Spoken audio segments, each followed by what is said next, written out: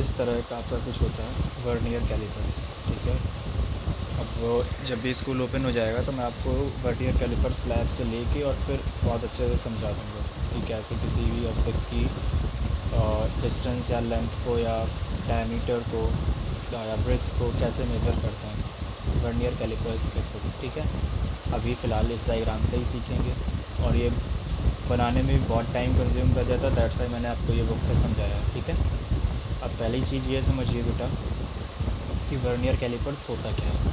Simple सा एक ऐसा इंस्ट्रूमेंट होगा, दो स्केल यूज़ किए जाते हैं बेटा। ये जो 0 to 10 सेंटीमीटर आपको दिखाई दे रहा है ना, ये आपका मेन स्केल होता है। मेन स्केल मीन्स जैसे आप नॉर्मली स्केल यूज़ करते हैं ना कोई भी चीज़ मेज़र करने के लिए, इसका लीस्ट काउंट हमेशा से 0.1 सेंटीमीटर होता है, ठीक है बेटा।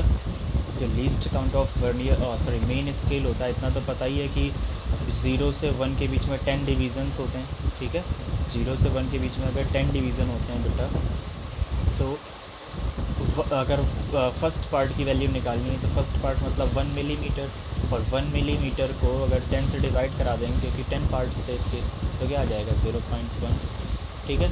ये आपका कितना आएगा सेंटीमीटर में। अब वैसे ही वर्नियर स्केल पे भी, वर्नियर स्केल कहाँ होता है ये याद रखिएगा, ये जो आपका है ये वर्नियर स्केल होता है।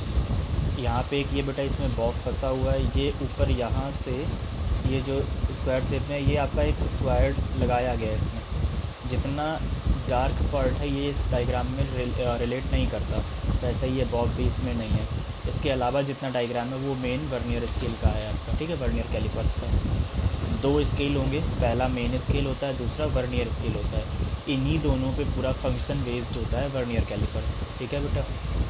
अब ध्यान से समझिएगा, अगर किसी भी बॉब का, जैसे ये बॉब हुआ, बॉब का मीन्स होता है बेटा एक सॉलिड ऑब्जेक्ट जो जिसका जो एरिया होगा बेटा वो बहुत कम होगा बट हैवी बहुत होता है। हैवी मीन्स उसकी डेंसिटी बहुत ज़्यादा होती है। डेंसिटी मतलब उसका जो मास होगा वो बहुत ज़्यादा कंज्यूम कर रहा होगा बट जो वॉल्यूम होगा वो थोड़ा कम होगा, ठीक है। अब ध्यान से समझिए, इसका हमें क्या करना था, डायमीटर कैलकुलेट करना था। इसके डायमीटर को कैलकुलेट करने के लिए करेंगे क्या बेटा, तो सबसे पहले इसके दो जॉज होते हैं, जॉज के बीच में आप बॉब को फंसा लेंगे। सबसे पहले आपने क्या किया, जॉज के बीच में बॉब को फंसाया, जैसे ही फंसाते हैं तो पहले एक चीज़ और सीख लेते हैं बेटा। मैंने आपको स्टार्टिंग में ही बताया था, आप चैप्टर पढ़ रहे हैं कौन सा, unit measurement and error analysis, ठीक है। तो हर एक किसी भी चीज़ को मेज़र करने में हम उसकी परफेक्ट लेंथ नहीं निकाल सकते, ये आपको बताया गया था, ठीक है। मैंने आपको एक एग्जांपल दिया था कि डिफरेंट कंपनीज़ की 3 स्केल ले लीजिए और एक ही लाइन को मेज़र करिए, आप एक जैसा मेज़र नहीं कर पाएंगे, ठीक है। तो इसको भी मेज़र करने के लिए क्या किसी भी बॉब के डायमीटर को मेज़र करने के लिए यहाँ कुछ ना कुछ एरर आती ज़रूर है, ठीक है। आप जब लैब में प्रैक्टिकल करेंगे इसके ऊपर तो और अच्छे से आपको समझ में आ जाएगा, ठीक है। तो जब आप इसको मेज़र कर रहे होंगे तो कैसे हम पता करेंगे कि इसमें एरर नहीं आएगा, इसमें किस टाइप का एरर आएगा। जब अगर ये बॉब नहीं लगा होगा बेटा तो ये दोनों जॉज एक दूसरे के साथ जॉइंट होते हैं, यहाँ तक ये मूव करके आ जाता है। और ये जो जॉ होता है, ये जो आपका स्क्रू लगा हुआ है इसके थ्रू मूव करता है। आप इसको स्क्रॉल कराते जाएंगे आगे की तरफ, ये मूव करता जाता है। जब बैकवर्ड स्क्रॉल कराते जाते हैं तो ये जस्ट अपनी इनिशियल पोजीशन पे आ जाता है। अगर इस बॉब को बीच से निकाल दिया जाए तो ये लास्ट यहाँ तक पहुँच जाएगा, ठीक है ना।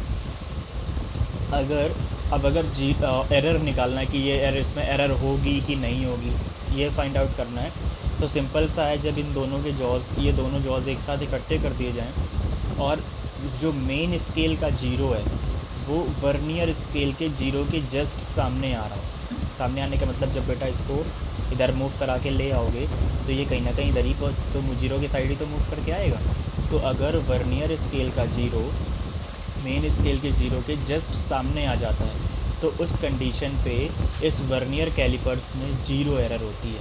वर्नियर कैलिपर्स में 0 एरर कब होगी बेटा, जब मेन स्केल का 0 वर्नियर स्केल के 0 के जस्ट सामने आ जाएगा, उस कंडीशन पे ये वर्नियर कैलिपर्स में 0 एरर होगी, ठीक है। अब हो सकता है कि ये दोनों जॉज एक दूसरे से जॉइंट ना हो रहा हो, थोड़ा सा स्पेस रह जाए दोनों के बीच में। स्पेस रह जाने का मतलब ये जो 0 होगा वर्नियर का 0 मेन स्केल के 0 के राइट हैंड साइड आएगा। इतना तो समझ में आ रहा है बेटा। जैसे ही वर्नियर का 0 मेन स्केल के ज़ीरो के राइट हैंड साइड में आएगा तो इस कंडीशन पे पॉजिटिव ज़ीरो एरर आती है। ध्यान से समझिएगा, जब मेन स्केल वर्नियर का जीरो मेन स्केल के जीरो के राइट हैंड साइड में रुक जाए, इसके आगे मूव ना कर रहा हो, जीरो के सामने ही ना पहुँचे, तो उस कंडीशन पे पॉजिटिव ज़ीरो एरर आती है। और वहीं पे अगर ये जीरो जो मेन वर्नियर स्केल वाला जीरो था, इस जीरो से और आगे निकलता चला जाए, लेफ्ट हैंड साइड पड़ जाए, तो यहाँ इस कंडीशन पे नेगेटिव ज़ीरो एरर होती है। 3 कंडीशन है बेटा। अगर वर्नियर का जीरो मेन स्केल के जीरो के जस्ट सामने आएगा तो ज़ीरो एरर, वर्नियर का जीरो मेन स्केल के जीरो के राइट हैंड साइड रुक जाएगा तो पॉजिटिव ज़ीरो एरर, और वर्नियर का जीरो मेन स्केल जीरो के लेफ़्ट हैंड साइड निकल जाएगा तो नेगेटिव ज़ीरो एरर। ठीक है, अब बात करते हैं कि इसका हम डायमीटर मेज़र कैसे करेंगे। अगर इसका डायमीटर मेज़र करना है तो इसको जॉस के बीच में फंसा लो।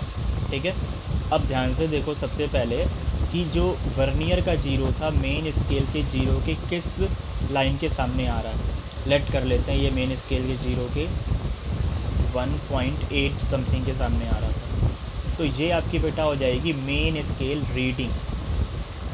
मेन स्केल में जिस पॉइंट के सामने वर्नियर का जीरो आ जाएगा इस बॉब को इन दोनों जॉज में फंसाने पे, उस पॉइंट को ही क्या बोला जाएगा, मेन स्केल रीडिंग। ठीक, अब और एक चीज़ समझते हैं, इसमें जब बेटा ये पॉइंट 1.8 लिख लिया तो 0 से 10 के बीच में, वर्नियर के 0 से 10 के बीच में कोई एक डिवीज़न ऐसा होगा जो मैच कर रहा होगा। किससे मैच कर रहा होगा, मेन स्केल के जस्ट सामने आ रहा होगा।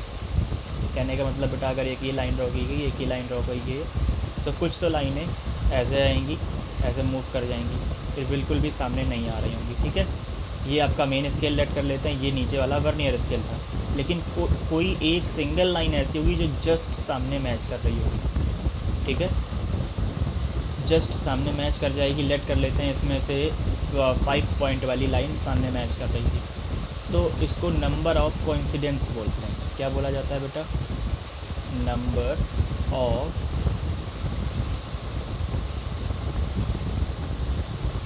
कोइंसाइडेंस। और ये क्या था, main scale reading. Number of coincidence हमने क्या लेट किया था बेटा, 5 के सामने आ रहा था तो 5 नंबर ऑफ कोइंसाइडेंस लेट कर लिया था। इतना तो समझ में आ गया होगा। बॉब को जॉस के बीच में फंसाया। ठीक है, जैसे ही वर्नियर का जीरो मेन स्केल की जिस पॉइंट के सामने आ जाएगा वो आपकी मेन स्केल रीडिंग हो जाएगी।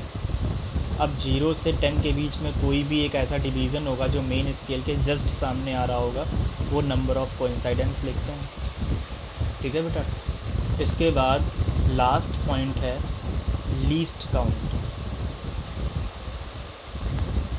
लीस्ट काउंट मैंने आपको बताया था मेन स्केल का कितना होता है बेटा, 0.1 सेंटीमीटर, और वर्नियर स्केल जो होता है इसका लीस्ट काउंट कितना होता है बेटा, 0.01 सेंटीमीटर। ये याद रखिएगा, मेन स्केल का लीस्ट काउंट 0.1 सेंटीमीटर और यहाँ क्या होता है 0.01 सेंटीमीटर। अब सिंपल सा एक फार्मूला होता है, main scale reading plus least count और मल्टीप्लाई इसमें से नंबर ऑफ कोइंसाइडेंस प्लस करते हैं। सबसे पहले क्या आएगा, मेन स्केल रीडिंग, जो फार्मूला यूज़ करते हैं इसका डायमीटर निकालने के लिए। ठीक है बेटा, main scale reading plus number of coincidence multiply by least count. ठीक है, ये फार्मूला यूज़ करेंगे और आपका डायमीटर यहाँ से निकल के आ जाएगा। इसको एक बार वीडियो को ध्यान से देखिएगा, समझ में नहीं आए तो फिर बताइएगा। और वैसे मंडे से मे भी आपका स्कूल ओपन हो जाएगा। आप आज की ये लास्ट समझ लीजिए, इसके बाद मैं आपको कोई वीडियो आज नहीं भेज रहा हूँ। मंडे से मैं ये नेक्स्ट आपका स्क्रू गेज दिया हुआ है, इसके बाद आपका स्पेरोमीटर है, तो मैं ये तीनों इंस्ट्रूमेंट्स आपके लेबोरेटरी से लेके इसके बाद मैं आपको एक एक चीज़ इसमें दिखा के तब लाइव क्लास में ही बता दूंगा या फिर एक वीडियो बना के उसको सेंड कर दूंगा। तब तक आप लोग इसे समझने की कोशिश करिए और जो समझ में नहीं आ रहा है वो पूछ लीजिए।